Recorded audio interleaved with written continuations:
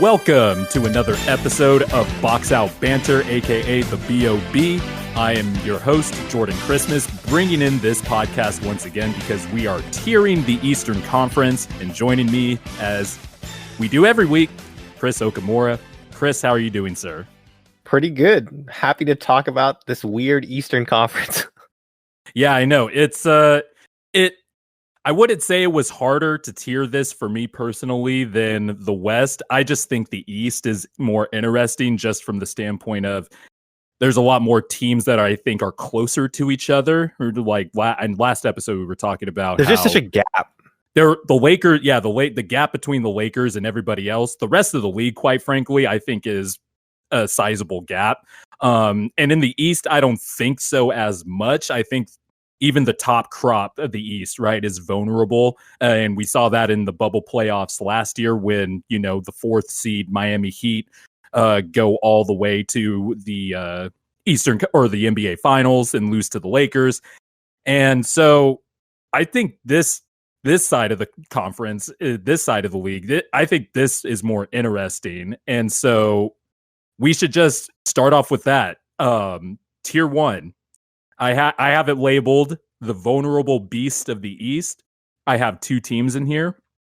And I have the Milwaukee Bucks and I have the Boston Celtics. And I say vulnerable beast of the East because I do think there are very discernible weaknesses that these two teams have that could be their undoing in the playoffs. Should we tackle the Bucks first or the Celtics first? Because I don't know which order you have them in. I have the Bucks 1 and the Celtics 2. I have in this tier, I have Celtics 1, Bucks 2, Nets 3.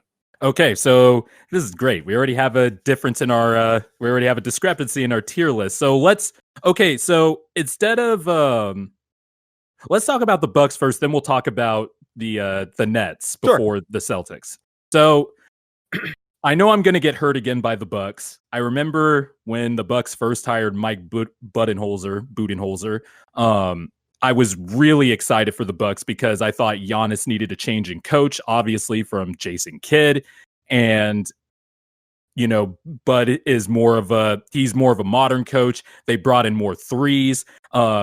They changed their scheme from the first year under Budenholzer to last year. They were more of an emphasis on protecting the paint and getting as many 3-point shots up as possible, generating open shots off of Giannis's driving kick ability. And obviously the fact that Giannis is just an absolute freak of nature. But we saw that there were limitations to that in the playoffs last year. And I have come to find out over these last few years that Mike Budenholzer is a fraud in terms of being an upper echelon NBA head coach.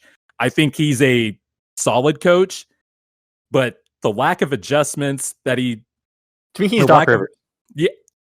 I would say, honestly, I would say a little less than Doc Rivers because at least Doc Rivers is like, okay, I'm going to play Giannis more than 40 minutes a game in the playoffs. The fact that Giannis registered 37 minutes in a close playoff game in the bubble is ridiculous. And Mike Budenholzer just does not want to adjust to that. And so while I have the Bucks number 1 right now, they've made some moves. They have Drew Holiday. They obviously traded the farm of picks for Drew Holiday and upgraded from a clear upgrade over Eric Bledsoe and George Hill, even though George Hill had a career year last year shooting 1,000,000% from 3. Drew Holiday is a top 30 player. He's arguably a top 3 perimeter defender from the guard position in the NBA. Plus, he could give you 19, 20 points a game, along with some secondary playmaking. It's a very clear upgrade. So the Bucks have a solid big 3 with Chris Middleton, Giannis, and Holiday. You get Lopez back. But I still see some very concerning flaws with the Bucks. Mainly, one, we saw that Giannis could be very limited in the playoffs, especially if you wall off the paint. And while Drew Holiday, maybe his 3-point shot will be better because he's not taking all the tough shots like he was with the Pelicans. He's still a career 35% 3-point shooter. And I do think they got a little bit better talent-wise, and maybe because the top-end talent got better, Mike Budenholzer won't be so inclined to play his bench or go deep into his bench like he always does. But the thing that still scares me is Mike Budenholzer, and also what's going to happen in the playoffs, because I think this is a tier list. The regular season obviously is the bigger picture here for this tier list, but I'm also thinking about the playoffs.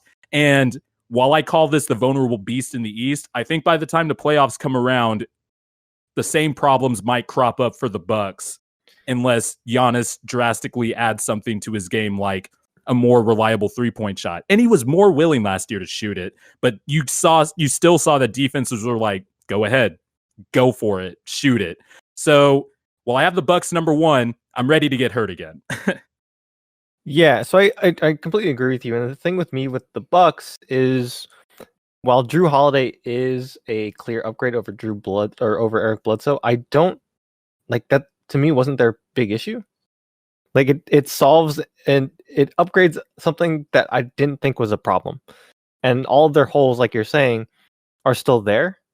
Like the Giannis problem, Giannis is amazing and he's an MVP and all this stuff, but he's not necessarily the most skilled player. And yes, he's been growing, but he doesn't have the skill. Like it's easy to stop him in a 7-game series when your entire game plan can focus around him for a week. And so if not stop, very slow him down. Slow down almost considerably. And the thing is, like, now you traded not only Eric Bledsoe, but you traded George Hill, who was actually a pretty solid person on your bench unit to, like, when Giannis wasn't on the floor. When Giannis wasn't on the floor, their offense took a drastic nosedive. And it's something where you kind of look at it and go, okay, well, yes, Drew Holiday helps our starting unit and helps us defensively, which we're already the top defensive team in the league. So what does this trade do for us other than just weaken our bench and make our strength even stronger? Which, again, I don't know how much stronger you could get. They were playing fantastic defense anyway. The problem was their offense. And I don't necessarily think they solved any of those issues. Unless Giannis takes this huge step. But then you're relying on Bud to play him 48 minutes a game in a playoff game. Right. I do think they solved one issue, and that is the fact that Eric Bledsoe just shrinks in the playoffs, and the fact that I think Chris Middleton is a bigger problem to that too, though. I think Chris Middleton also has a tendency to shrink. He showed off a little bit, but it's way too inconsistent overall in the playoffs. And so when you have that guy as your number, unless he faces the Celtics, of course, right? When you have that guy as your second option, I think that's concerning. When you can't rely on your second option to be consistent, and your MVP caliber player isn't the most skilled person at being a playmaker, it does create a bit of an issue. So in the regular season, when Giannis was off the court, I'm looking at cleaning the glass right now. The Bucks differential was actually a plus 2.1, which is obviously a positive, but it's nowhere near where it's nowhere near efficient as they were when Giannis was on the court. In the playoffs, when Giannis was off the court, the Bucks offense it was more true to form in the playoff bubble. The Bucks net rating differential was minus 1.6, but you saw when the Bucks faced teams like the Miami Heat, teams that can game plan for Giannis really well, or if they have a coaching advantage like the Heat did with Eric Spoelstra, the Raptors with Nick Nurse, Celtics with Brad Stevens, even though I think Brad Stevens is starting to get overrated now. If you have the combination of those two things and that coach can game plan to take Giannis out of the equation, then it just spells death for the Bucks. Because even when Giannis was on the floor, their net rating differential in the playoffs was 3.5. When you compare that to the regular season, obviously that was a big difference. And I'm pulling up their regular season net rating right now. When Giannis was on the court for the Bucks were a plus 15.6. They were destroying teams. They were on pace for 70 wins before they had that little struggle at the end before the stoppage. And I just wonder, maybe the bench won't be so much of an issue because it's thinned out now that Budenholzer will start playing his starters more minutes, and therefore when you have your best players on the court at all times, you'll tend to get more production. It's really fascinating that Giannis is already in this position of he's probably not going to win MVP again, unless he shows something in the playoffs. And we don't care about it's almost like we don't care about the regular season with the Bucks anymore. But I think the Bucks will still get a lot of regular season wins. Giannis is still good. I think the Bucks got slightly better. I think DJ Augustine was a decent pickup. He was good for the Magic in the reserve role. I think Bobby Portis is actually a solid signing as well, even though he didn't have a great tenure with the Bulls and then previously with the Knicks. And their 500 million power forwards. I think Portis is the type of guy where he's athletic. He's an athletic big. He could shoot. And if he plays in the right system, in the right, I guess, culture and on a winning team, I actually think Portis is actually a solid pickup for them. The problem is, like always, who's going to be the guy in crunch time? Because Chris Middleton was a legit All-NBA player last year. He didn't make it, which kind of sucked. But he was a legit like top 20, 25 player and a nice all-star next to Giannis. But after the first round and they end up facing the Heat, he was inconsistent. He came and went. And there could have been there were a few things that didn't go the Bucks' way. Like at the end of game 2, the Bucks could have won that. The Bucks could have won that one. Or sorry, I think it was game 3. The one that Jimmy Butler stole at the end with the free throws. Yeah. And I just think they didn't do enough to address their concerns about what are they going to do when the faucet on Giannis is turned off, or if Chris Middleton has an inconsistent game.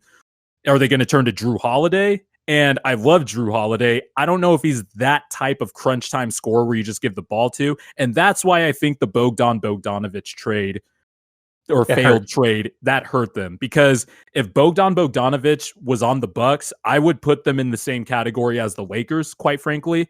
Because Bogdanovich, he is a winning player. He's played in winning basketball overseas. He has no problem taking the big shot. I have seen him hit big shots for the Kings and for the Kings here in Sacramento, even though obviously they didn't make the playoffs or anything like that.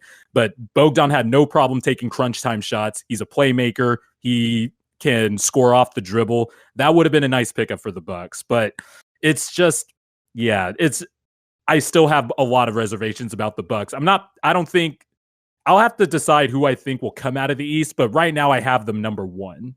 So I agree with you that they're going to get regular season wins. When you match them up against a team like the Celtics or even the Heat or even the Nets, theoretically, I think they'll struggle, and I think they're too one-dimensional and too based around Giannis. And I don't think Giannis is at the level where he's like when we saw LeBron carry the Cavs, the Boobie Gibson Cavs and the Enes Varejao Cavs. It wasn't due to LeBron's overwhelming dominance as a scorer. It was due to his intelligence as a playmaker that really got those guys open shots and comfortable shots. Yep. And I don't think Giannis is at that point yet in his career where he's incredible as a scorer, but I don't think once you turn him off or slow him down, I think that entire offense starts to crumble. Yeah, he's nowhere near the playmaker he should be to, if he's having an off scoring night, he could still carry the team for sure. So you say you have the Nets in tier 1, and I want to talk about the Celtics a little bit too, but the Nets is our first big discrepancy. Not big discrepancy, but I'm curious. So what's the case for the Nets to be in a tier 1 team in the East? Obviously, Kevin Durant. This comes down to my kind of first big question is what does the Kyrie Durant pairing look like? Right. And to me that's the biggest question in this entire conference. If that works in theoretically the way that we think it should work, then they're terrifying as a duo. Yep. And I think when you have Jared Allen, you have DeAndre Jordan, you have good defensive presence there. You have a third option in Karis LeVert. You have someone that in Spencer DeWitty that can kind of lead in a second unit and come in and provide some create a little bit, right, provide some backup playmaking when you want Kyrie to play a little bit off ball. Like, you have some flexibility there. I just love the way that their roster looks on paper. Mm-hmm. And again, it all comes down to like, how does the chemistry work and how does everything fit together? And I think I trust Steve Nash as a coach. I think he's incredibly intelligent, and every podcast, everything I've heard him on where he talks about it, mainly like the JJ Redick podcast, right? I fully agree with like his philosophy and the way he thinks about the game, and I'm excited to see where they take it. But yeah, I think that, to me, I could see them beating the Bucks pretty easily or pretty handily in a playoff series. Again, if this pairing is what we think it is, I think that's a not outside the realm of possibility. So Steve Nash is off to everybody's, memeing and joking about Steve Nash, delegating all the offensive responsibilities to Mike D'Antoni and delegating all of the defensive responsibilities. And I actually think that's a smart thing to do, because I like that he's cognizant of the fact that he is new to this, and he is new to being a head coach, and he is willing to get a bunch of experienced coaches on his staff, mainly his main coach, Mike D'Antoni, helping him, because Steve Nash kind of needs to still learn the ropes a little bit. You kind of have some cachet with your coaching staff, and you're Steve Nash, so you'll have the ear of Kevin Durant and Kyrie Irving. I have the Nets at the top of my list in tier 2, only solely because I want to see, one, if Durant and Kyrie will play at least 35 games together or not. I'm mainly concerned about Kyrie Irving's injury history. That's well documented. I know I've said in the past, Durant's Achilles injury, for some reason, I'm not worried about that Achilles injury as I would be with some other players. Well, because Durant's game's not based around explosion. It's not based around explosion. And I was saying this in my Sly Hooper podcast, like, Durant, he's a freak athlete, but he's not like a leaper like a Vince Carter or Andrew Wiggins or somebody like that. He's a physical freak in terms of how tall he is, how long he is, and how he could just shoot over everybody. His game is skill. I just think, the Achilles will slow him down a little bit. He probably won't be the same defensive player that he ended up turning into when he was in Golden State, just before he left OKC and then going into Golden State. But I still think Durant is going to be a tier 1 franchise player. And if he's back to that, then absolutely, I would put them in tier 1. My other concern about the Nets is their defense. And like I was mentioning earlier, I think the Achilles will more so affect Durant defensively. Kyrie Irving is not a good defender.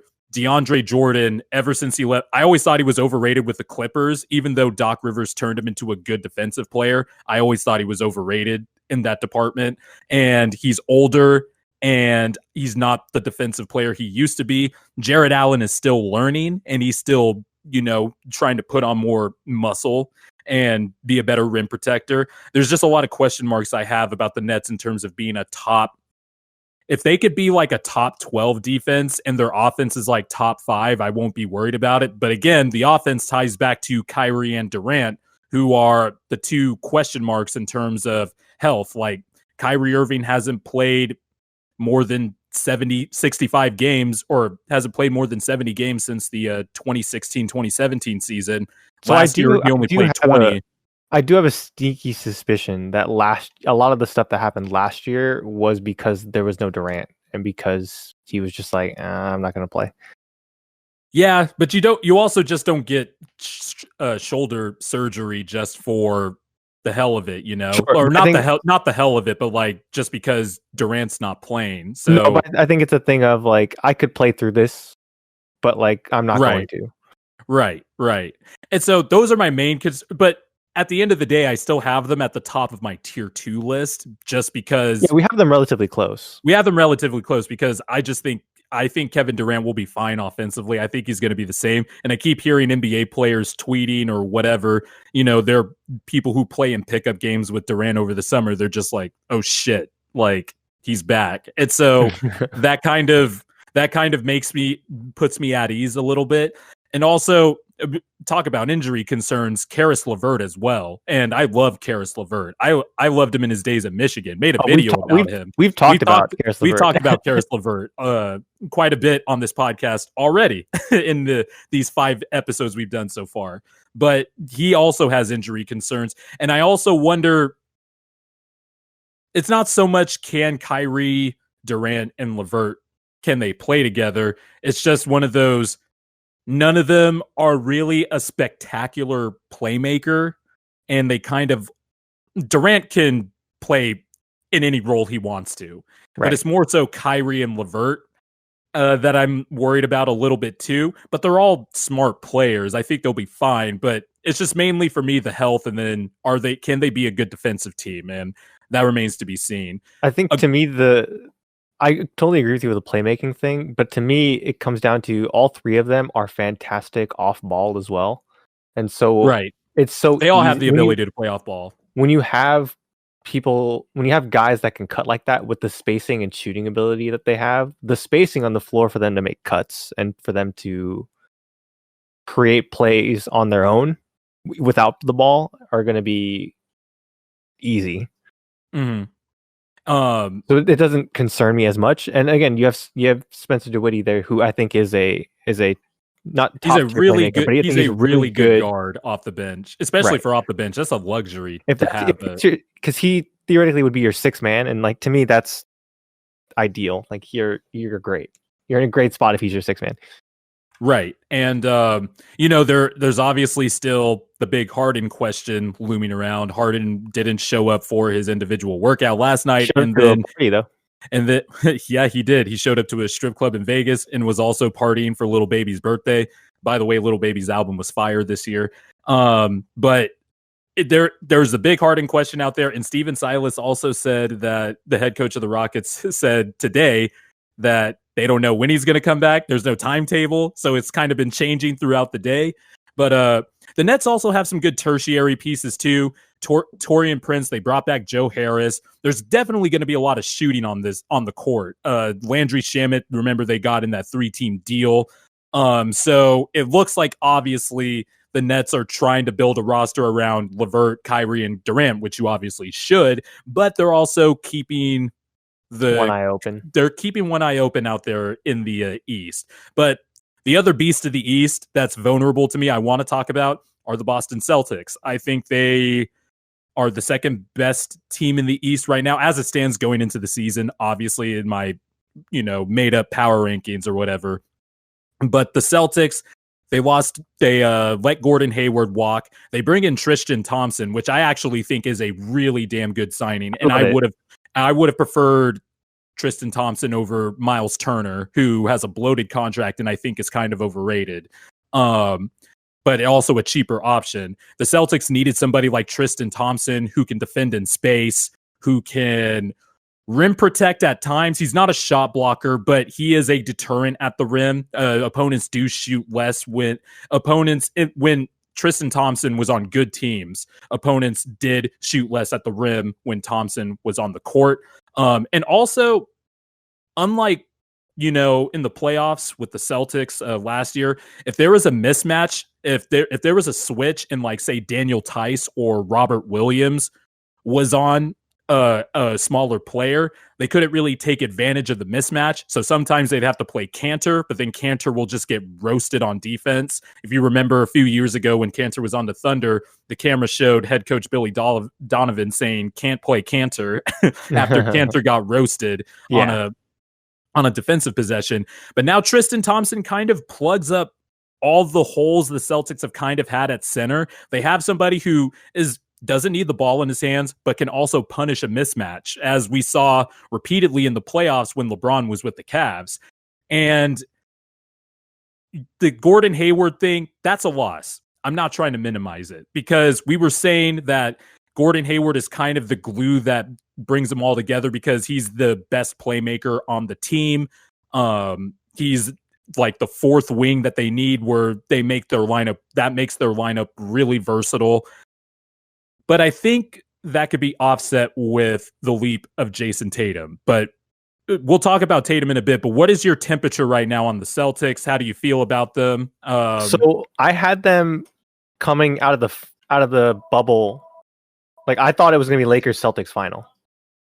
Right. And so for me, obviously the Heat came out hot and all that stuff, but whatever happened. But the thing for me is, I think the Celtics have a lot of versatility with their wings. I love absolutely. I love the Tatum Jaylen Brown combo. That should be the focus. They should build around those two for the future. I love having Marcus Smart off the bench. I think Kemba, when healthy, can still be a top tier scorer and can still be a dangerous ISO threat. I think last year was kind of a growing period. I think him coming in and out of the lineup really hurt their chemistry.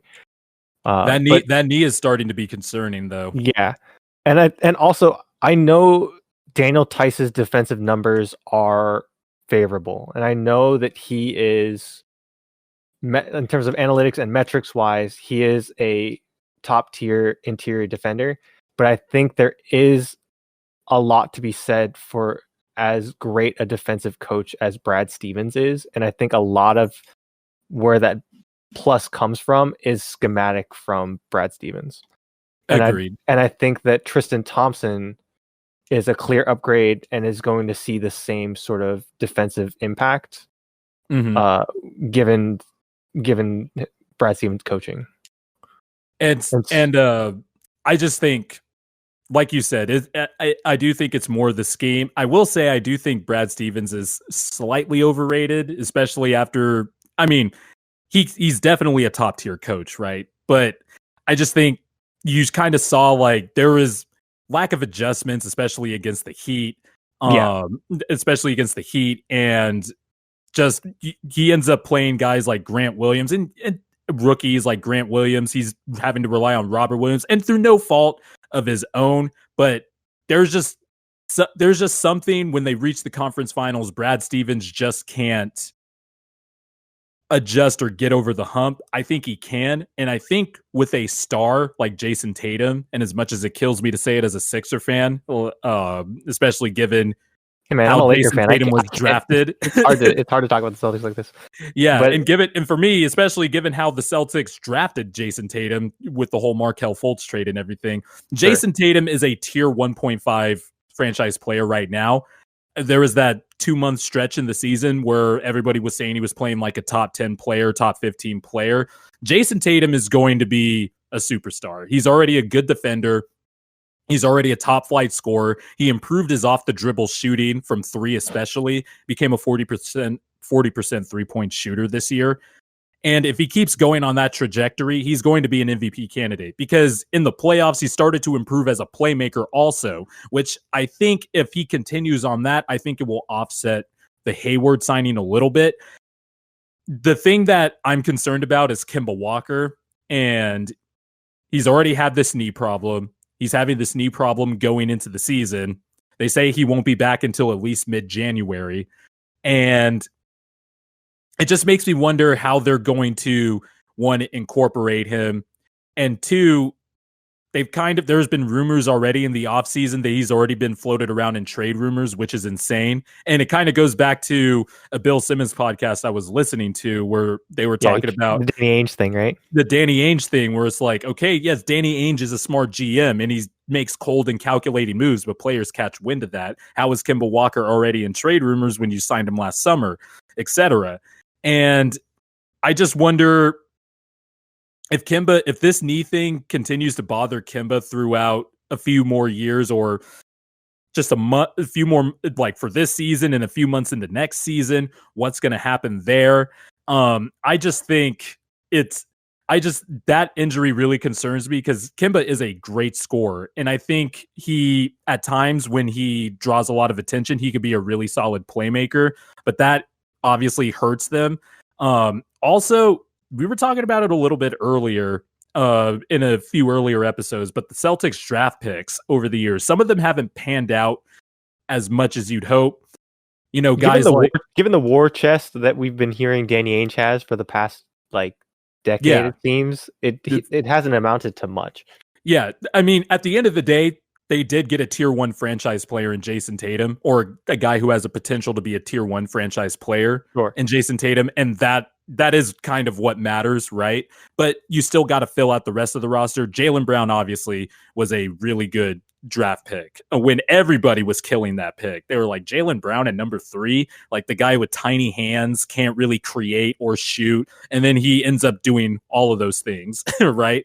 Tristan Thompson, we talked about, was a great signing, but I want to see, can Robert Williams finally turn into something? Because everybody was praising the Robert Williams pick a few years ago.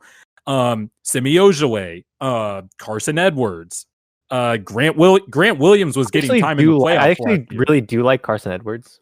I do too, but he wasn't really getting time last year with the Celtics. Yeah. That's what I'm talking. Can he take a leap? So one of these picks needs to take a leap, because now they're tied up. They're tied up a lot in money. Jason Tatum's extension won't kick in yet. And it's going to kick in soon. And pretty soon the Celtics are going to be against the cap. So they need some of these picks to start panning a little bit. If not for anything, to have more flexibility in terms of assets. But I still think the Celtics are going to be an elite defensive team. I think because of Tatum alone, they're always going to be a solid offensive team on top of the other players they have. I love Marcus Smart. Loved him since his days at Oklahoma State. And he improved as a 3-point shooter as well. And I think we talk about unique players, right? Marcus Smart as a 3-and-D player is pretty unique, especially when he got the 3-part down. In the playoffs, you don't want him taking. He's a little streaky. You don't want him taking 10 threes in a playoff game, like he did a few times in the bubble. Well, the funny thing was, one game he would get really hot, and then the next game he just start heat checking. He start heat checking, and he would miss, and he would keep shooting, and it's like, yeah, Jason Tatum, Jaylen Brown, like, what are we doing here? And so the reason why I have them 1 is the coaching thing. I have more trust in. Oh, Brad you have Stevens. The Celtics number 1. I have them number 1, so I have them. Okay. I trust them more than Bud. I trust Brad Stevens more than Bud or Steve Nash. Just, I think I don't think I need to explain that one. And I think I think they have the highest ceiling. I think the Nets still have the highest ceiling in terms of their big 3, but I think Boston has they have the big 3 that I think I would trust the most and put in terms of most consistency and least amount of concerns with. Right. We're at one. And I think where I go, okay, I understand what this is, and they have really their big 3 really has no injury concerns, because even if Kemba gets hurt, you just fill in Marcus Smart, and I think that's still a solid big 3 where they can compete. I don't think that's that big a drop off. And then and I was going to say, I like Grant Williams too, by the way. There was the other player I wanted to take a leap this year, because he played a bit, but he could do some 4-5 stuff as a small guard that I like too. Yeah. Again, I like the versatility of their roster. And again, there's just the least amount of questions about their roster. And I think their one major hole to me was their big. They solved the problem. Yeah. So to me, that was, because the thing was, in the playoffs, we saw Daniel Tice struggle against Bam, had some trouble with Pascal Siakam. Mm-hmm. And then offensively, he's really limited. They let him shoot threes all they want. Right. He had all the 3 open shots he wanted, And so, and even if they did make it to the finals, again, we're talking about Anthony Davis or Jokic or, even a Montrezl Harrell, right? I don't know if, and if we're talking about the bubble, right? I don't know if they made it to the final against any one of those teams, I think Tice still would have struggled in those matchups.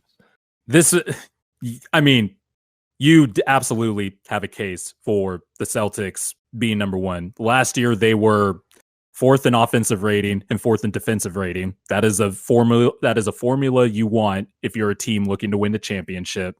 I think for me, I guess it's just me believing in Giannis. I think Giannis is obviously the clear-cut, more talented player out of the whole bunch, and I guess that's why I put it's not like I had the Bucks and the Celtics as a big gap. I actually kind of struggled with putting one over the other, but the Celtics absolutely have a case because they have the better coach. Like you said, they don't have as many flaws. I just think, for me personally, I went with the more top end talent, and that top end talent really just includes Giannis, because you could say Chris Middleton is slightly better than Jaylen Brown. It could be arguable.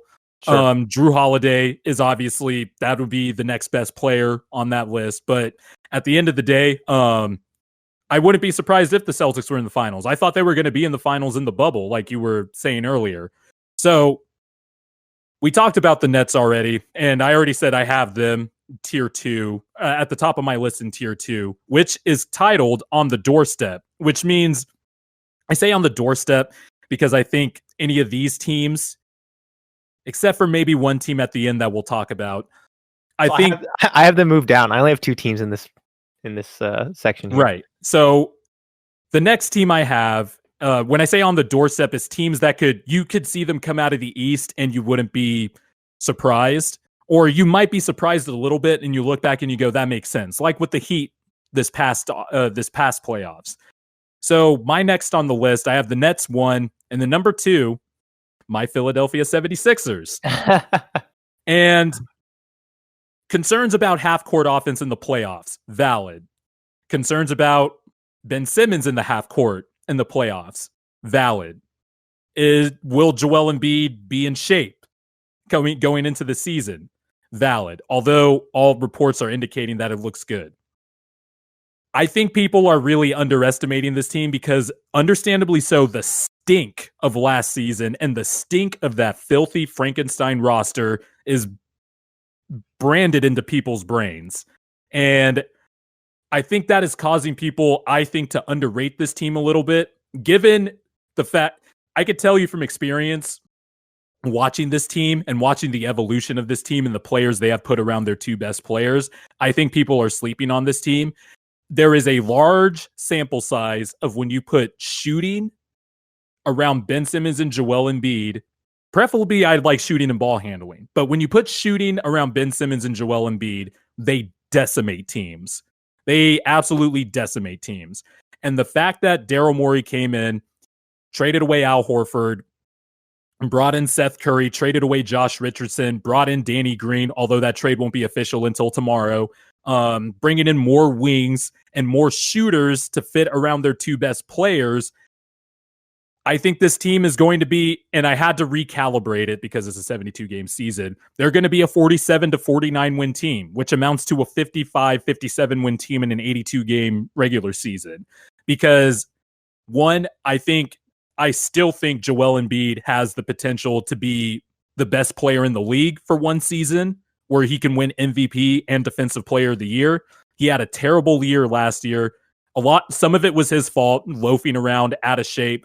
A lot of it, I think, was the roster construction, and I really think people not forget, but underestimate, have kind of reset their expectations on how good he can be, and I just don't think you can do that given the environment he was in last year.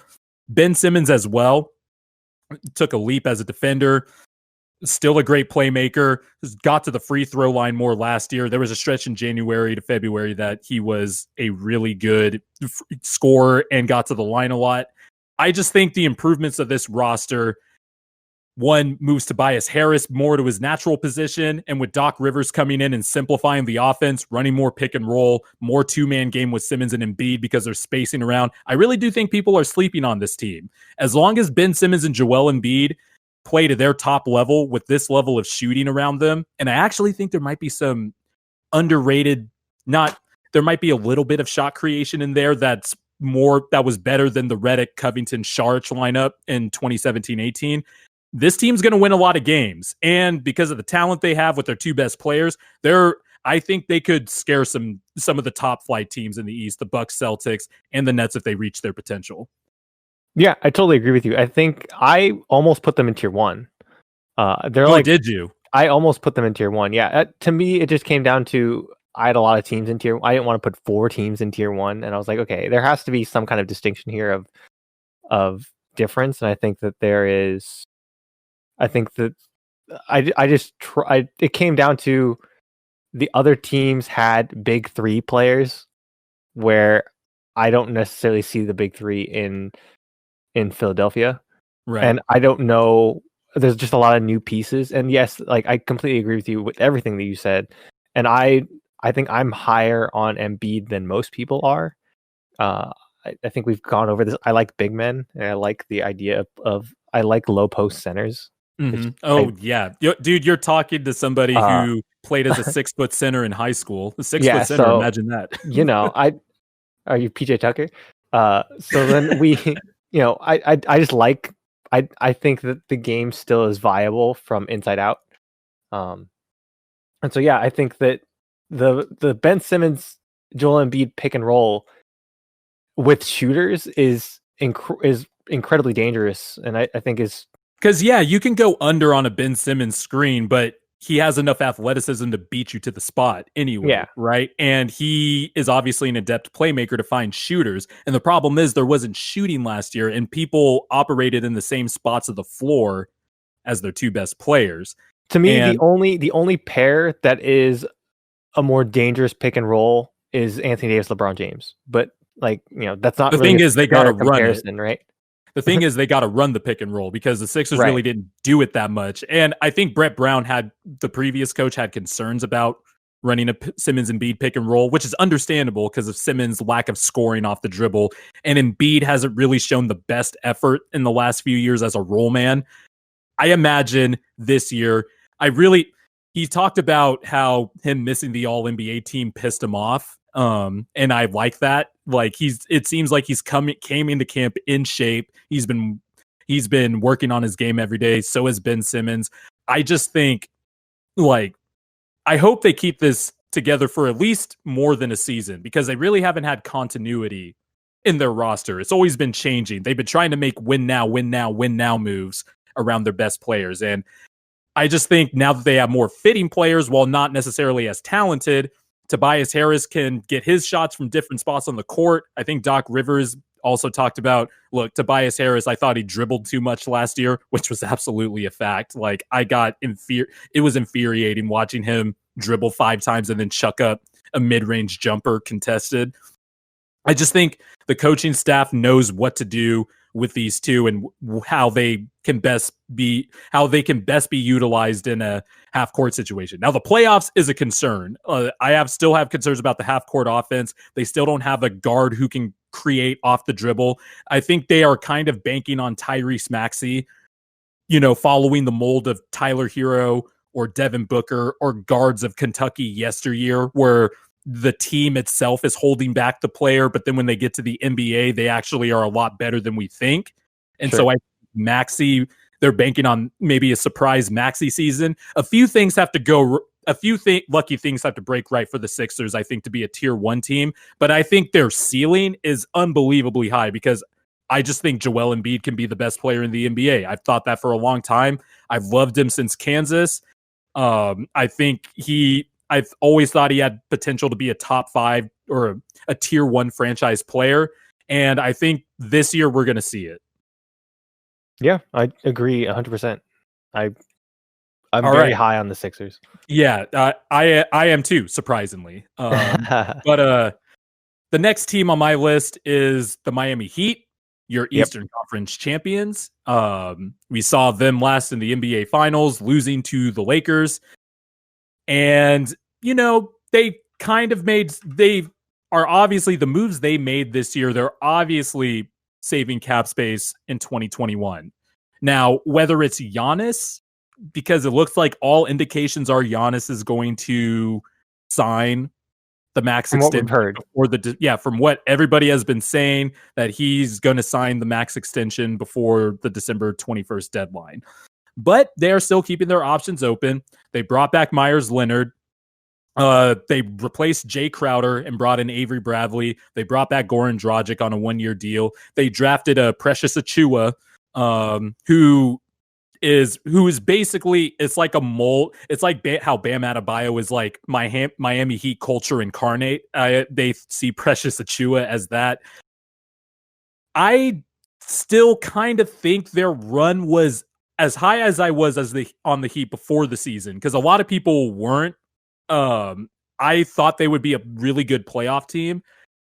I kind of thought their playoff run was a tad bit overrated because I think in normal playoff circumstances, I don't think they make the conference finals. If they matched up with the Bucks first or somebody like that, well, they might have made the conference finals in a normal playoff setting because they played the Pacers, then the Bucks, who they had the Bucks number all regular season, right? But I just think I think the bubble setting was helpful to their playoff run. And I just wonder, because in the playoffs, Goran Dragic played way better in the playoffs than the regular season. He actually struggled a bit in the regular season. Now Jay Crowder's gone. Jay Crowder was really important for the Heat in their playoff run. I don't think they can make another finals run, but they still have Eric Spoelstra. They still have Jimmy Butler. Tyler Hero is fantastic. Bam Adebayo is fucking awesome. And I think he has a few more levels to reach as a player. I just think they're going to be slightly worse because Avery Bradley is a downgrade from Jay Crowder. Goran Dragic is coming off the foot injury at 34 years old. I don't know if he's going to keep up the playoff play into the regular season. They still have Andre Iguodala, who is 1,000 years old now, but still somehow a really effective player in 15 to 20 minutes. I don't know if Kendrick Nunn is going to be able. I don't know if the bubble for Kendrick Nunn was an admiration or if his regular season where he was on an all rookie team was real as well. We'll just have to see. Duncan Robinson, one of the best shooters on the planet. I still have questions about the Heat. They're a playoff team. They'll probably give if they match up with the Bucks again, they'll probably give the Bucks hell for a series again. I just don't think they're as talented as the other four teams. And I think Jimmy Butler is a tier one, if there's the border between tier 1 and tier 1.5, Jimmy Butler is like tight roping that fence, right? Like he's tight roping because I think there are nights where he's not the best guy on a championship team type player, but then he'll have a game like game 3 of the NBA Finals where he has 42 points and like 12 rebounds and 7 assists. Like he drops historic finals numbers. Right. And well, so to me, it's a thing of, I think Jimmy Butler is a top tier player, but not every night. Okay. And it comes down to a thing of, you saw it in the finals where that game 5, he was exhausted. Yep. And it comes down to like it's the it's the Goku syndrome of like after he needs yes, a sensu bean. Anime references in this podcast. There's going to be a lot of anime references probably between me and Chris, by the way. You know what I'm saying? Like he needs a chakra refill. Like, you know, he's just he needs a sensu bean. Right, he doesn't have that thing where like that stamina where, you know, he has to, in order to put on an effort like that, he has to push himself, and he really has to. It's not normal or natural for him to be that dominant. Like there was a reason when Goran Dragic went down before the series and Bam had that shoulder injury crop up after game 1, everyone was like, oh shit. Like, and Jimmy Butler can do it for a few games, but you need other players around him to help him in the other games. Like it comes down to like, if you watch LeBron, and again, I hate bringing up LeBron just because it's such an unfair comparison. It really is, but I get what you're doing. Where you go, oh, he can just do this every night. Like it doesn't. There's a trust factor and like there's a trust factor and a skill factor, like Kevin Durant, or like even Luka Doncic, right? Where I go, oh, this looks effortless, and he's not trying that hard to put up these crazy numbers. Steph Curry too, like all of these guys have that second gear. So the tier 1 franchise players, basically, like, they have the second gear, and I think Jimmy has that second gear too. But it doesn't stay in gear that long. Like eventually, it snaps back, and you're like, he's the Super Saiyan that could only go Super Saiyan every once in a while. Like he hasn't mastered the transformation at all yet. Right, he's Mystic Gohan. If you leave him for a little bit, he just forgets how to do it. Right. And that's why I have the Heat probably at number 5. And remember, the 4 through 6 seed in the East last year, they were only separated by 2 games. It was the Heat, then the Pacers, then the Sixers as the 6th seed. And so it's not like there was a big gap to begin with anyway. I just think the Heat, rightfully so, have a little bit of an inflation because they were the last team we saw in the finals. But if you look at the roster, it kind of got a little bit worse. Now, Bam Adebayo taking a big leap is going to be huge for them. I think he turned into a really damn good player last year. A really good defensive player. I think great passer. The playmaking. Yeah, the playmaking out of the post. The playmaking. Yeah, because they put him like in the Draymond spot, in the Jokic spot, in the center top of the key. Mm-hmm.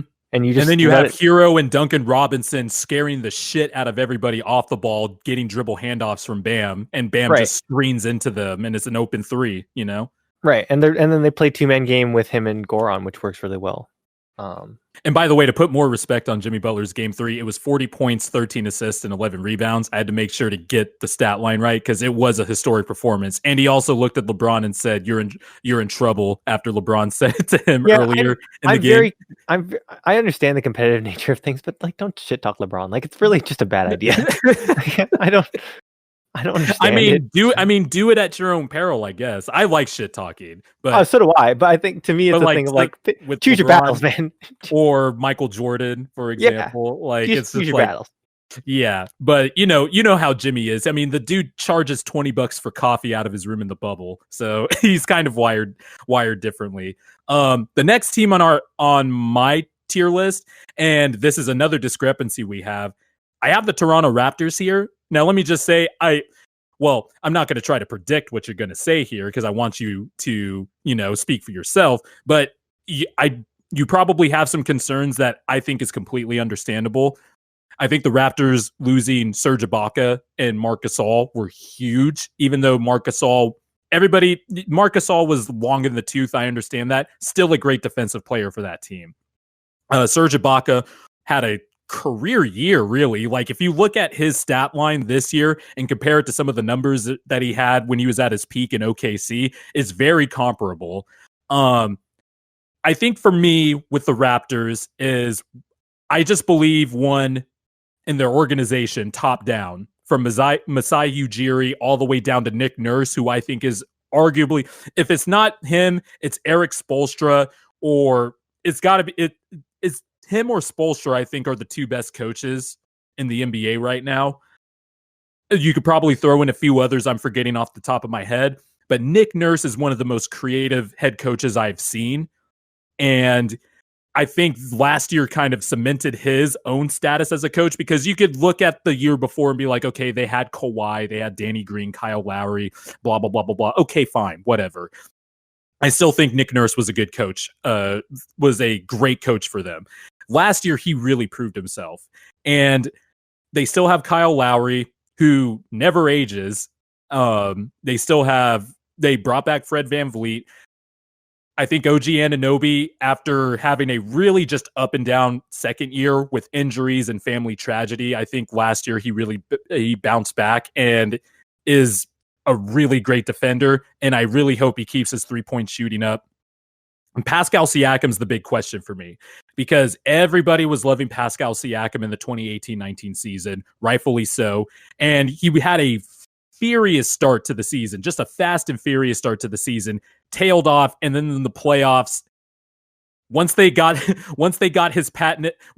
figured out that Pascal Siakam likes to spin a lot in his drives to the basket, he kind of didn't have anything else. His mid-range is kind of wonky. He has to lift up his leg to get off his pull-up mid-ranger. Still not a consistent 3-point shooter. Pascal Siakam really got his limitations, that we were all concerned about, got exposed big time in the playoffs. I just don't know if he's a number 1 guy. Like, no, I don't think he's a number 1 guy. I think he could be a tier 2 guy where he makes all NBA teams and a few all-star teams and is the second best guy on a championship team. I think Pascal Siakam to me is your best second player playing off ball, playing great defense, and not handling. Like, which is kind of what he was in the finals against the Warriors. If he's your primary ball handler or one of your primary ball handlers, I think you have a problem. Yes, and I know they lost 2 big pieces. I just believe in the infrastructure. Terrence Davis, Chris Boucher, just undrafted guys that they developed. Maybe their defense takes a step back because I wish our podcast had access to Second Spectrum, but it sounded like the Raptors defense had a lot of 3-point shooting luck with their defense. Like they allowed an ungodly amount of corner threes last season, and they got really lucky with the open misses. Zach Lowe would always talk about that a lot whenever he would have Bruce Arthur and Eric Kareen on for his annual Raptors podcast that I enjoy so much. And maybe they take a step back that way, but I just believe in the infrastructure. And I think the Raptors can also give the teams above them some trouble. The Sixers, the Heat, the Nets, if they don't reach their potential, maybe the Celtics and Bucks. I just believe in the infrastructure and Nick Nurse as a coach. Sure, that's fair. I think those are all fair criticisms. I think to me, it's just a thing of I don't know what they are. If that makes sense. Like, I don't know. Yes, they're a great coach. They're gonna be a good defensive team, but like, who's their go-to scoring option? If it's Siakam, I don't like it. If it's Lowry, I kind of still don't like it. They lost 2 huge leaders, 2 defensive leaders, to just emotional locker room guys. It's gonna have to be Lowry and Van Vliet, like it was this past season. And again, like I don't know. Again, I don't necessarily. To me, if any one of the 3 guys that they have in terms of what we would consider like their big 3, I don't trust any one of them to be a lead guy. And I don't know, to me, when you're talking about teams in this tier, we have the Sixers and the Heat. I don't see them in that class. I don't see them. Lowry is more suited as in the. We all remember Chauncey Billups, kind of like that guy. Like, I think Kyle Lowry and Chauncey Billups is actually a solid comparison for this because Kyle Lowry and DeMar DeRozan as the lead guys, they would just falter in the playoffs every year. But when you get somebody like Kyle Lowry slides into the second slot as your second best player, and then a few Pascal Siakam games here and there, and they're the champions. But then the next year, I think Kyle Lowry kind of dispelled the playoff woes a little bit because he did hit big shots for them. Yeah, and I think the championship mocked He's talked about going to like a psychiatrist and a therapist and whatever, and helping with his stress levels and his anxiety with playoff. And I think winning a championship actually gave him confidence too, to make him think that he is the guy and stuff like that. And Fred VanVleet, I think, is awesome. I actually think it was a good deal for the Raptors, considering what I thought Fred VanVleet was going to make. Norman Powell had a career year last year. But I do get the concerns, though. There is still a lot of concerns with this team. Like, offensively, they weren't really great. They weren't really great last year. I think they were middle of the road. Yeah, they were 16th in offensive rating per cleaning the glass. But the thing is, they were a really good defensive team. They were second behind the Bucks, who led the league in defensive rating by 1 million points per 100 possessions. The Raptors were second, only allowing 105.3, and that's where you probably see the step back, right? Because of Marc Gasol and Serge Ibaka. To me, you just lost your two of your biggest defensive weapons, right? Right. And so to me, there's a step back. Even if you do replace them with younger players, or you have some faith in your. I don't think Aaron Baines and Alex Lynn are going. I love Aaron Baines as like a nice reserve big, but like Aaron Baines and Alex Lynn is just not going to. Yeah. So I just don't think they're in this tier. I think I put them more in the middle of the pack of tier 3. But we can move on to them later. Yeah. When we talk about that. So, and Chris Boucher too, he might get more minutes. We'll see about that. But I'm a big OG fan. I like OG Anunoby a lot. Oh, me too. But me too. I think there's just something about big athletic wings with long wingspan that I just love the 3-and-D potential. So I'm the same way. Full disclosure, I was a big Michael Kidd Gilchrist guy, and I was a big Andrew Wiggins guy. Yep.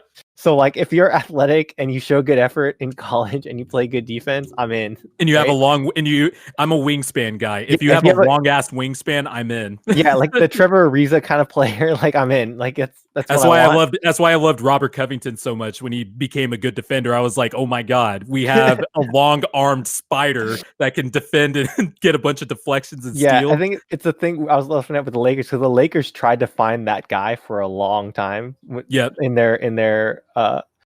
In their scramble, like we always call them the Wesley Johnson types. Oh, the Wesley Johnson era of the Lakers. So, we signed like 4 or 5 guys like that were just like these long athletic wings with long wingspans, mildly athletic, and you're like, oh, I like it. Mm-hmm. And then they just never pan out, and you're like, man, what's wrong with this? But yeah, I'm honestly, I'm still a believer in Michael Kidd-Gilchrist. I think like he's still a solid defender to me, and like I would take him on the bench. But like, it's that kind of stuff where I fall in love with players like that, and it's real bad. I shouldn't do that. Yeah. Speaking of falling in love with teams we probably shouldn't, we're going to move on to tier 3, and this is the battle of the bottom seeds. So the play-in tournament kind of adds a factor into this, where the 9th and 10th seeds are in play. And so for tier 3, in order, I have the Pacers, the newly minted Washington Wizards, then the Atlanta Hawks, and then the Orlando Magic. Now, you obviously have the Raptors. You probably have the Raptors at the top of the tier 3 list. No, but, I have them behind the Wizards. Oh, do you? Yeah. Oh, okay. Let's talk about the Wizards then, because this is actually my big question. Because every season, we talk about preseason projections and all that stuff, but there's always a few things that go unexpected, or stuff that we didn't see coming will happen. Can the Wizards leapfrog teams like the Pacers and the Raptors in the Eastern Conference with their new point guard Russell Westbrook and the backcourt now of Westbrook and Bradley Beal? So we talked about it before, how we feel about Westbrook. And that said, I do like the idea of Westbrook with a decent amount of shooting and open floor spacing. Yes. So, yes. And to me, when you have Rui can shoot the 3, Bertans can shoot the 3, Denny can shoot a little, Beal can obviously shoot. When you have Thomas Bryant started stretching out to 3. Yeah. And so when you have guys that are pretty high energy guys, like you have Rui, Thomas Bryant, Denny, are all kind of high energy players. And I think Westbrook just takes them to another level in terms of like bringing his intensity. Yeah. And I actually do really like them. Their like odds going forward. I think they're going to surprise some people. I think so when this trade first happened, I liked the trade for the Wizards side, obviously, because I think they already got an upgrade. They got a player who is actually going to play and not be on the sidelines. Also, Russell Westbrook is a better player than John Wall. He's coming off of an all-NBA selection that I think is well-deserved, because the shooting, you bring up a good point about being surrounded with shooters. I'm not sure Rui is there yet, but they still have Davis Bertans.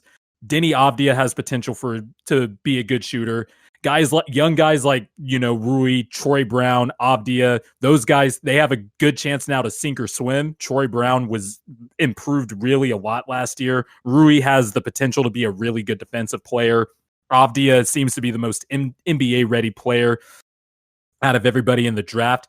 But I want to give you some stats from, January 3rd, from January to the end of February for Russell Westbrook. That was when Daryl Morey said, fuck centers, we're going to trade for Robert Covington, and let Westbrook attack the rim. His rim numbers went up. His shot attempts at the rim went up. His percentage at the rim went up.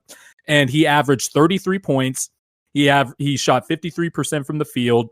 He had 8 rebounds a game and 7 assists per game. It was some of the best basketball, and I'm not exaggerating, some of the best basketball Westbrook has played in his career. I totally agree. And without obviously substituting a center out, I think Thomas Bryant has some flashes of being a really good offensive center just with his shooting. If you surround Westbrook with shooters on top of Bradley Beal, if Westbrook attacks the rim a lot, and the sneaky thing about Westbrook's year last year, in that 2-month stretch, his 3-point attempts were at a career low. He only took 2 threes a game. So he realized I should stop shooting threes. I need to attack the rim with relentlessness that I always play with. And I think with the Wizards, who have way more good shooters, and Davis Bertans, he is, every time I see him shoot the ball, I think it's going in, like automatic, like especially with range too, with 30 feet range. And I think with that type of spacing, if you just kind of replicate what he had with the Rockets, Westbrook is just going to attack the rim at will. And that opens up stuff for Bradley Beal, who became an all-star player playing off ball with John Wall, and then obviously became more of an on-ball player this year and took another big leap. I just think the Westbrook Bradley Beal backcourt, that's not a pretty bad backcourt to have, especially in a weak Eastern Conference. It's super interesting, and this will give a chance for the Wizards' young guys to, sink or swim. And they had a blistering start in terms of offense to start the season, but adding Westbrook in there instead of Isaiah Thomas or somebody like that is just going to do wonders for them. I'm really high on the Wizards, and I wouldn't be surprised if they were the 6th seed in the East. So I have them above the Pacers. I have them topping this tier. Yeah, so I actually have the Pacers on top of my tier 3 list, and then the Wizards, but you could easily flip those two. The Pacers, I have too many questions about. Is Victor Oladipo going to be the same Victor Oladipo before he had that really rare, that quad injury he had was weird in the 2018-19 season? That is rare as hell. Like, nobody really gets that.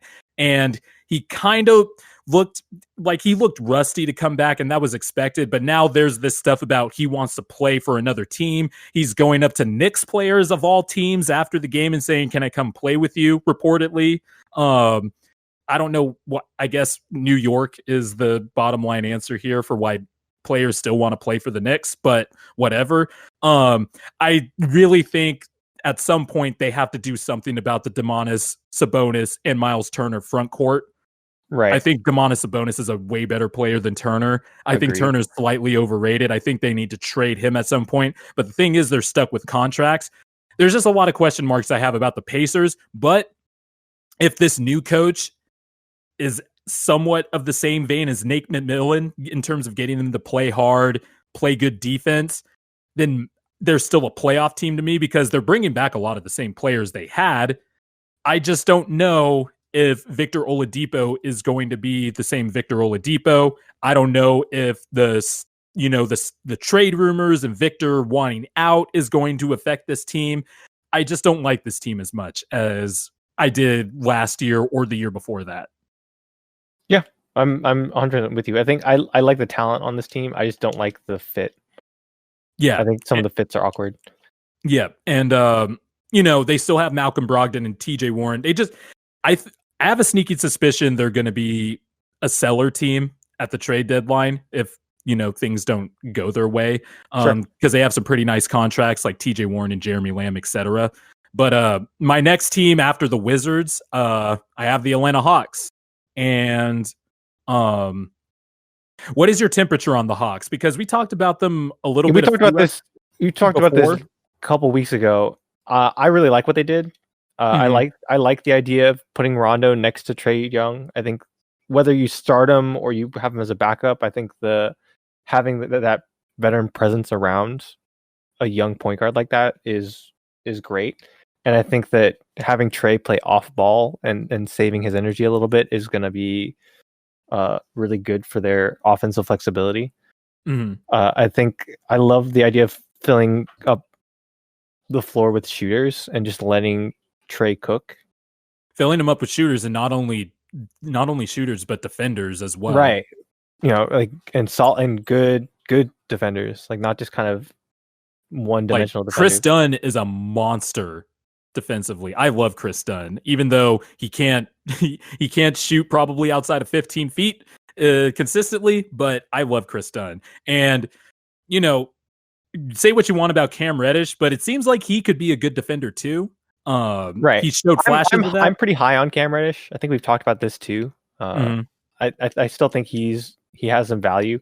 I don't ever think he's going to be the superstar guy that a lot of people thought he would have, like the Kevin Durant guy. I don't think he's that, but I do think that he is better than people give him credit for. And I think that he can still be a 15 to 20 point guy, like a secondary third option on a good team. So like, just imagine a starting lineup of Trae Young, Bogdanovich. You can put in DeAndre Hunter or Tony Snell in there at small forward, then Danilo Gallinari at power forward, and then Clint Capella. They just have a little bit more flexibility. And the veterans they signed, they were the right veterans to sign in terms of the positions that they needed. And there is one sneak. I do wonder how expendable this makes John Collins, although I do see some pathway to where he still gets the majority of his minutes that he did last year. I just wonder, he's probably going to be the odd man out because then they draft Onyeka Okongwu. You know, they signed Danilo Gallinari. I do love Okongwu too. Yeah, everybody loved Okongwu in the draft. Then they still have Bruno Fernando, who they drafted in the first round last year. You just wonder if John Collins' time in Atlanta is up. I also wonder the same thing about Kevin Huerter, because it seems like Bogdanovich, I would easily start him over Kevin Huerter. But, you know, he's a damn good shooter. He kind of struggled last year with injuries. I still think there's a good player in there. The Rondo pickup is good if playoff Rondo is the player and not. I don't even think playoff Rondo. I think it's less about what Rondo brings on the floor, and I think it's what he brings more about off the court in the locker room and stuff. Okay, I could see that, because I was thinking, like, if Rondo becomes the player that Laker fans wanted to strangle all regular season, then I don't think this is going to be to me it's a thing of like a player like Trae, giving him the tools of like the study habits and like giving him someone to bounce ideas off of as a point guard and someone just to be around and be a veteran presence. Like, I'm sorry, Rondo.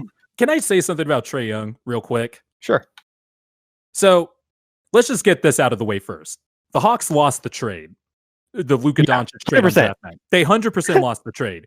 With that said, Trae Young is going to be a dynamic offensive player. I know, breaking news, right? But there's this thing where there's like this civil war among basketball fans about Trae Young. And I'm just sitting here like, this guy has 30-foot range, half court range. Let's call it what it is, half court range. He's one of the 5 or 6 best passers in the league. He's a dynamic offensive player. He's a terrible defender, literally the worst guard in the NBA in terms of defense. But I think if you put the right players around Trae Young, the Hawks are a playoff team. And I think peak Trae Young, when he's like 25, 26, 27, they could be a conference finals team. I just believe, one, in Trae Young's work ethic. I believe in his feel for the game offensively, and the fact that he's already mastering tricks like how to draw fouls, how to use his body to draw fouls. I could tell you just from the Sixers really didn't have anybody to defend point guards, but Trae Young would just torch everybody on the Sixers roster. Torch everybody in general. He's shaking defensive god Matisse Thybulle. He was. That's a hell of a defensive assignment to get as a rookie, by the way. But Trae Young is a damn good player, and I just want to be on record with that, because there are legit gripes I have with Trae Young. Like, not gripes, but I do think he has some flaws. Like, he's not as accurate of a shooter as Dame Lillard or Steph Curry. That's not a knock. That's just a fact. He's a terrible defender. That is also a fact. Not just shot selection sometimes too, but I think a lot of that comes down to who else does he have? Yeah, who else does he have? Because I guarantee you, now that he has Bogdan and Danilo Gallinari, Trae Young's going to be more willing to pass to those guys than to take a contested 35-foot shot in a trap, right? Or when defenses trap him. But he's a damn good player. And I think the Hawks still got a franchise point guard. I think he's going to be a franchise point guard. So all the old heads that want to just bury Trae Young and be like, oh, he's a good stats, bad team guy. I think when people say empty calorie stats guys, I don't think they know what that means. Like, Trae No, to Young me, is efficient he's too efficient to be an empty calories guy. The empty calories guys were Andrew Wiggins, right? Or somebody like that on the Hassan Timberwolves. Whiteside. Hassan Whiteside. Like Trae Young is doing league average efficiency shit on a shit team. And he is good. I don't know if I agree with you with the conference final stuff. I think that, to me, I agree Trae Young is going to be a good player. I don't know if he, like, I could easily see a world where he's not an empty calorie guy, but where he's a numbers guy that doesn't really have too much success outside of, like, I could see him being like a Carmelo. Okay, well, that's not that Carmelo's a Hall of Famer. So. No, I'm still, but I'm just saying, like, I could see him. I get what you're saying. I could see him where the stats don't necessarily translate to wins, right? Or like, team like success, a deep playoff runs, right? Like, I could see him just kind of making some noise and being a dangerous player for his entire career, but not being like the championship threat that you would. I think it all depends on the team you put around him. Sure. Also, because he is that type of player where, not everybody could be a LeBron or a Kevin Durant, but if you get somebody that you think is the guy but has some flaws, you do want to shore up some other parts of your roster with better fitting players, which has been my one gripe with the Sixers these last few years. Is when you have a player that has the potential maybe to be a tier 1.5, or in your craziest world think is a tier 1, but he has discernible flaws. It's not just that Trae Young was the worst guard defender in the NBA last year. It was his effort, it was his technique, on top of the fact that he's fucking tiny. And he just said he showed no positive signs for defensive improvement. For defensive improvement, and that is concerning. I get that, but let's not act like Trae Young is trash. Like, that's all. No. Not saying you, and I know you. I know you don't think that, but just in terms of this civil war and the old heads going, how could he be an all-star when the Hawks are losing? One is all-star teams. Who gives a shit? He had a good year, and I used to think about winning a lot with Trae Young guy.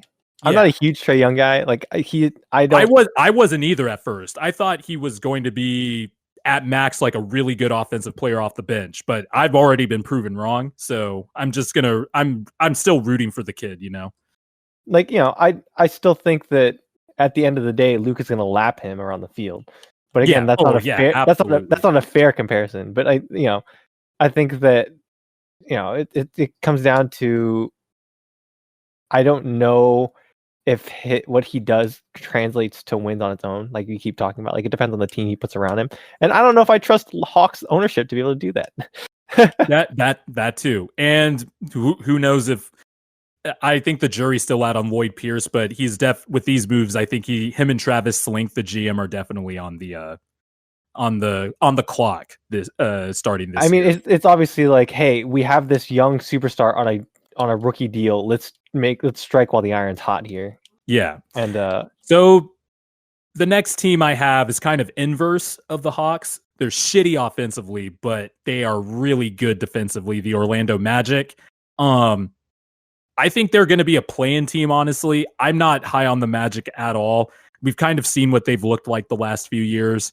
They're going to be a really good defensive team. They'll have like a 2-month stretch where everybody will be like, oh, did you know the Orlando Magic actually have a top 2 defense, and they've been grinding teams to a pulp and stuff like that. And then in the first round, they just get annihilated.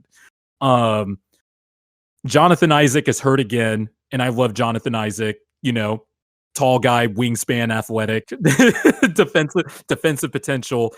And when he was on the court, he was a good defender, but he can't stay healthy. Hurt his knee again in the bubble, which it sucks, obviously.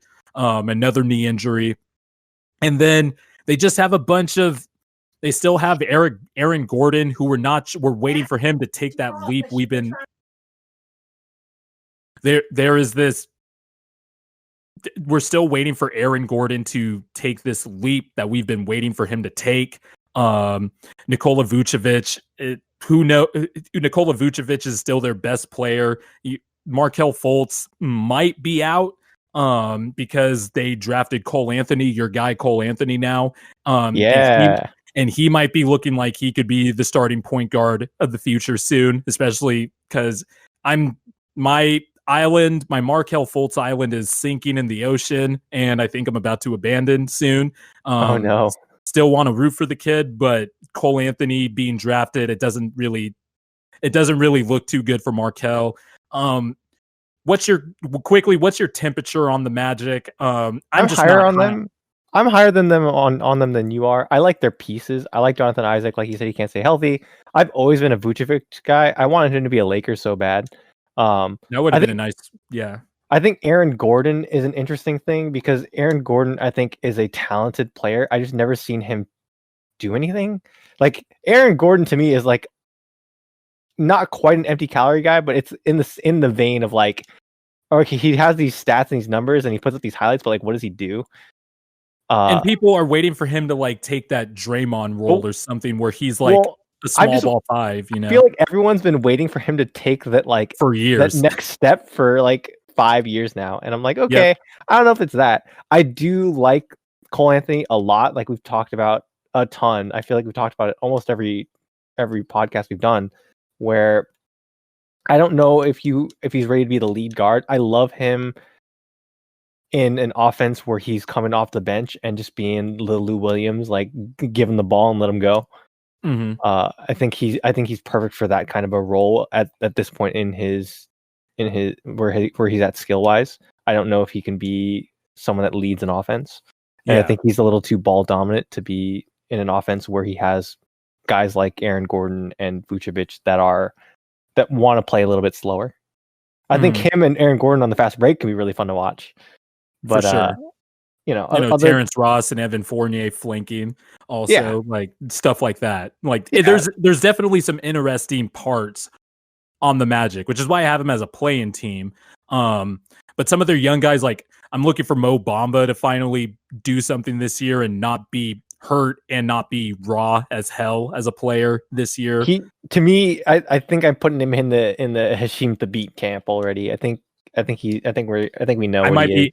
Honestly, I think we might be heading that way too. I think people remember like pre-draft, everybody was falling in love with the Drew Hanlon videos where he was shooting threes and stuff like that. Yeah. And it's like, yeah, this package is nice, but he's still not showing any improvements. Like a dip in scoring. His 3-point shot was raised up a little bit, but he's not playing too much. He's just really raw still. I just don't know if this is his third year. Next year he's going to be eligible for an extension, and I have a feeling the Magic just aren't going to let him walk. They're just going to let him walk. They're not going to give him the qualifying offer or anything like that. But yeah, the Magic really, they're just not that interesting to me. I think they're also a sneaky seller team as well. Especially if you're looking to trade Terrence Ross, Fournier, or Gordon. I think those are the nice, attractive contracts to have. They're just a weird team on offense, but defensively, I have no doubt Steve Clifford's going to make them a hellish defensive team. But you ready to go to tier 4? I am. This is my most excited tier. This is also, I think this is my best work in terms of naming something. I called it tier 4. Tier 4, those extra fries you find at the bottom of the bag. And we all know when we order fast food, we get that large fry, we run out, and we're just like, damn it, that was fast. And then you look in the bag, you're like, oh, there's some more fries. I got one left. You're like, yeah, you have one or two, and it could either be still fresh and hot or it's cold. And that's how I kind of think of the Charlotte Hornets and the Chicago Bulls. And, we talked about the Hornets a little bit last week. I think LaMelo Ball has the highest ceiling out of anyone in this past draft class that we saw. We both sung the praises of LaMelo Ball. Yeah. Yes. We love the Ball brothers. Absolutely. And we'll talk about one in a second. And I think James Borrego is a good coach. They seem like they're going to be doing some interesting stuff. There's a lot of stuff about PJ Washington now playing the center, which my whole thing is, and people have said this before, so I'm not coming up with anything new. If you're going to suck, at least be fun. And I think this Hornets team is going to be fun. I have them as a top league pass team this year. I just think the combination of LaMelo Ball, Devontae Graham. Terry Rozier actually had a solid year last year, even though I think he's overpaid. Miles Bridges is a good young player. And so is PJ Washington. PJ Washington's an interesting player to me because he played power forward a lot last year. But he showed flashes of being just the stretch big, and he has a long enough wingspan to bang with bigs down low. And I just wonder, I'm just interested to see how the PJ Washington, center experiment works out. Because if it does work out and you utilize his shooting and stuff, the Hornets are going to be really fun offensively this year. There's definitely questions about, do they have enough size or whatever? They're going to be bad. Who cares? It's all about the young guys that are going to play.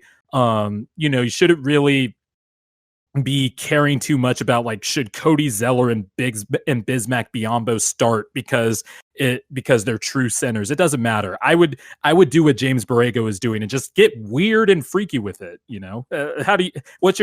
What is your expert opinion on the Hornets, aka the extra fry at the bottom of the bag? I couldn't agree with you more. I want to see them get weird. I want them to play LaMelo at center and let him play like the Magic Johnson point forward. Just do whatever, man. Yeah, I just want to see them try stuff, and that's why. And we criticized them for this before, but I don't know why you sign Gordon Hayward to this deal. It doesn't make any sense to me. It doesn't. I don't know. There's no reasonable. I don't think the contract makes sense. I think offensively, though, I think he is actually a good player to have on the court with all the young guys. I think he's a good offensive player that could kind of fit everything that they need. Sure, but I mean, to me, I'd rather just tank. Why? There's no reason. Cade Cunningham's in this draft. I agree. Yeah, you're right. You're right. I think we said last episode or 2 episodes ago that me and you would have just tanked again because these next 3 draft classes are going to be monstrous. But let LaMelo cook. Let LaMelo have full freedom. Because again, I don't. As much as I think they're going to give LaMelo a long leash, I think that giving him Gordon Hayward, I think that's a little bit of not a crutch, but I think it makes things easier for him. Where I don't want that. I want LaMelo to just have the full freedom and creativity. Yeah. Where I don't want him to have to feel like he needs to give Gordon Hayward the ball, or he needs to get he needs to feed the veteran superstar, right? Quote unquote. Mm-hmm. I don't necessarily think that's the best thing for his development as creative a point guard as he is, right? Right. That's definitely a Michael Jordan wanting to not lose again, Yeah, it's Jordan trying not to lose, but at the same time, Cade Cunningham. Yeah, no, dude. Yeah, just watching the early part of this college season. I've been watching mostly OSU, and dude, he has that shot figured out. He's got to be he's the clear cut number 1 player to be. So yeah, the last time we talked about him, I said he's 6'6" and he has to figure out his shot, but otherwise everything else is there. They figured out the shot so far. He's grown to 6'8" and he now has figured out the shot. I think the release is still a little slow. I think the mechanics need a little fine tuning, but I think in the NBA, he's going to be fine. It's going to be fine too. Yeah. He's already, we've said, people have said he needs to work on his pull-up 3. Well, I've been watching the early part of the college season. That pull-up 3 looks fine to me. Yeah. And he might not have the best burst or whatever, but it's the same shit we said with Luka Doncic, and I didn't care about that. The dude knows how to he has a feel. He has a feel. He's strong. And the thing that I love is he's 6'8" now. And he's playing in the post. I'm a big fan of guards playing in the post. Yeah, and also I come from the Michael Jordan, Kobe Bryant era of playing the post. T-Mac, the T-Mac, the Steve Smiths, playing the post, right? Steve Smith, the Smitty, the Smitty, yeah. You gotta play in the post, bully the guard, bully the tiny guard. Yep. When you're 6'8" and you're a guard, you bully the tiny guard. Yep, and Cade Cunningham has all of that, and that's a player if you pair LaMelo with Cade, oh my god, yeah, dude, the Hornets will be set for the future. I don't know, I get the Hayward signing in theory in terms of on-court fit. I would not have even touched Hayward with a 10-foot pole, like, honestly, if I were the Hornets. But, that is the reality we're in right now. And even though they have Hayward, the Hornets still have a lot of young talent. They might be bad again this year. They might be a top 10 lottery team, which means they will have odds at least to get the number 1 pick. So maybe, but I would have just, tanked. The other team at the bottom of the bag, the Chicago Bulls, and I don't know why I'm doing this to myself again, because I like the Bulls. I like the Bulls' young talent, but I like that they hired Arturas away from Denver. They finally have pushed Garpax to the side. Arturas is running basketball operations now. And if you look at the team the Nuggets have fielded the last few years, I think Bulls fans should feel pretty comfortable about their new leadership at the top. Billy Donovan, I think, is a good coach. How good? I don't know. But the Bulls could have hired you or me, and it would have been an upgrade over Jim Boylan. Like, he is literally the worst coach I have ever seen. Not just from a schematic standpoint, but from how he runs the team, how players just didn't respond to him, how the Bulls had to have a freaking leadership council last year, and Zach Lowe made 5,000 jokes about that. Who's in the leadership council? Is it Zach LaVine? Like, why are we having leadership councils? Like, what is this, my open middle school team? Like, yeah. The way Jim Boylan just ran things really rubbed me the wrong way. He told Wendell Carter not to shoot threes, even though you shouldn't limit an offensive prospect like that, or Lauri Markkanen. And Kobe White, everybody wanted Kobe White to start. He was having like a 15-game stretch where he was showing that he was the scorer that he was at North Carolina. And then he starts a game, and then the pandemic hit right after he got his first start, which kind of sucked for him. Zach LaVine, we're in the 10th year of Zach LaVine's young prospect era. He's still a really good offensive player, but yeah, if I have to hear another thing about Zach LaVine making strides on defense and then see him get backdoored 50,000 times a year, I'm going to lose my mind. But I think Billy Donovan gives him offensive structure. And I think he's already talked about Wendell Carter shooting threes, being more of a passer, because he had comparisons to a more athletic Al Horford, right? And you could see that in terms of how he thought the game, just the little things that he did on the court at Duke, even though he was playing with Bagley and a few other people that were cramping the court for him. He talked about Lauri Markkanen bringing the ball up the court and using him more as a versatile offensive player. I just have a lot more faith this time around with the infrastructure that the Bulls can finally at least bring it together and show that they have something. So maybe not battle of the bottom seeds. They might scrap for a play-in seed, but at the end of the day, they don't have enough playmaking for me. I did not think Patrick Williams was a good pick. I thought they should have went with Avdia. Like I was mentioning earlier, Avdia would have tied them all together. He was the rug in the Big Lebowski that tied the room together. That's the comparison I brought up. But it's really true. I still like the Bulls' talent, but I don't like them enough to be a play-in team. Fair. I like everything around them too. I do like Otto Porter Jr. Obviously, again, a long wing. With has to be healthy. He only played 14 games last year. Yeah, but I like him. I agree with you that Avdia would have been the better pick. I think Patrick Williams does help them defensively, and I think that's something that they desperately needed. I think they have a lot of offensive firepower. It's just not cohesive offensive firepower. Yeah, right. And so, Avdia obviously would have tied that all together, but I think that defensively it does give them a huge plus. But overall, yeah, I agree with you. I like their talent. I like where they're at. I don't know if this is the year they figure it out. I think they're still a couple pieces away, but I think this is a good year for their young guys to show us what they have and see, okay, is the potential of all of this that we think you guys is this true, or is it false? And so we're going to see that this year. Tier 5, I don't want to talk about all the teams here. I know I said earlier we were probably going to, before we got on air. We talked about the Cavs last week. So we talked about the Cavs the week before last week. The Knicks, yeah. Whatever. But the Pistons, we talked about them a little bit, but I still don't. The Pistons, they kind of tie into my second big question. Which teams are going to be sellers at the trade deadline? And something just tells me the Pistons offseason was so batshit insane that I just have to think there's a deeper plan here. I just have to think there's a deeper plan here. I don't get it. Like, are they hoarding all the bigs so they could be sellers at the trade deadline? Because that's the only thing I'm thinking of right now. Because that's what I would do. Like, look, Jeremy Grant signed a 60-year. That would be really bad. He signed a $60 million contract.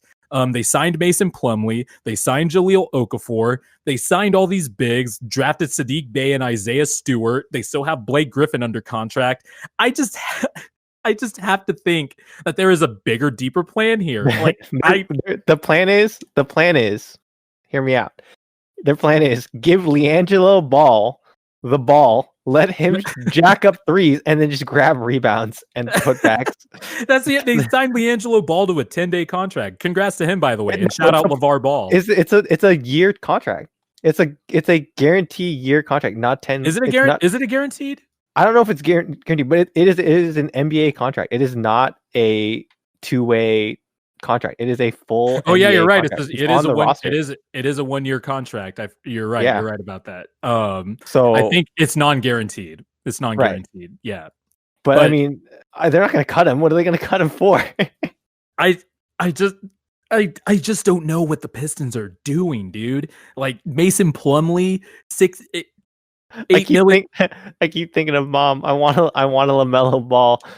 We have a LaMelo Ball at home. LiAngelo Ball. Oh my god! And then Sekou Demboya showed some flashes last year, so I like him. I like Saddiq Bey. I like Killian Hayes. The thing, they had a good draft, and then they do this. Well, see, this comes down to the thing of like, I have a bunch of Sekou Demboya cards because I was like, oh, I think he has like the Giannis type potential of like the player that no one knows about, but highly athletic, long, and can just get to the basket. And I was like, that could be a guy where I was like, down the line, he could be, down the line, you could sell those cards for, get some PSA grades on those cards. And and so, I have a couple that have PSA grades on them. And I was like, after this offseason, I was like, it might be time to flip those cards. and not through Sekou, and it's not Sekou Demboya's fault. No, not at all. It's I don't know what the fuck Troy Reaver is doing. I have to think I was like looking at teams who might be buyers for big men at the trade deadline, and I'm like looking, and it's like the Bucks, no, the Celtics, no, Nets, no, Sixers, no, Heat, nope. The only team I can think of is the Clippers. Yeah, the Clippers are the only option, and I don't know. But I also think the Pacers are a sneaky seller at the trade deadline. Also, like I was mentioning earlier, the Magic too. I think the East has a lot more sellers. The question is, are there going to be enough buyers? And for the Pistons, it's like they bought guys to flip, but they bought cheap guys that no one wants. So this tier 5, we're just going to list the order of the teams. The tier 5, I tiered it. I called it, will watch no more than 10 games, ... probably. And I rank it Cavs, Knicks, and Pistons. I'll watch 10 games if on accident. I'll watch probably more Cavs games because I do listen to Locked On Cavs, and one of my buddies does cover the Cavs, and they're just interesting in terms of just they're trying to. These are teams that I'm only watching if they're playing another team that I want to watch. Exactly. We're probably just watching 10 or 15 games by accident. The Knicks, I kind of want to see Thibodeau scream ice, ice, ice for the entire game again. So maybe I'll watch a few Knicks games, see him run RJ Barrett into the ground, averaging 45 minutes a game. The Pistons, I'm not going to watch. Like, I just don't know how it's going to work. I'll watch Pistons games, obviously, but I say that tongue in cheek, but I just don't know what the hell they're doing. They want to sell jerseys that say ball on the back. I mean, hey, shout out LeVar Ball because he said his 3 boys were going to be in the NBA, and look where we're at now. So I never doubted that for a second. I doubted it a little bit about LiAngelo, but he's in. I think we talked about this. LiAngelo. The weird part about LiAngelo was the most advanced brother physically in high school. Like he was the bigger, stronger brother. Yeah, he was the bigger one. Yeah, he was probably played football, I imagine.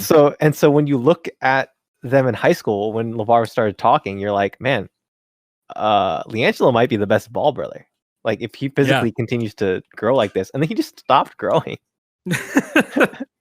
That's like a real quick story before we go. My little brother, he just turned 27, but he is 6'8", and I am 6 feet flat, and he hates sports, which is the most fucked up thing about all of this.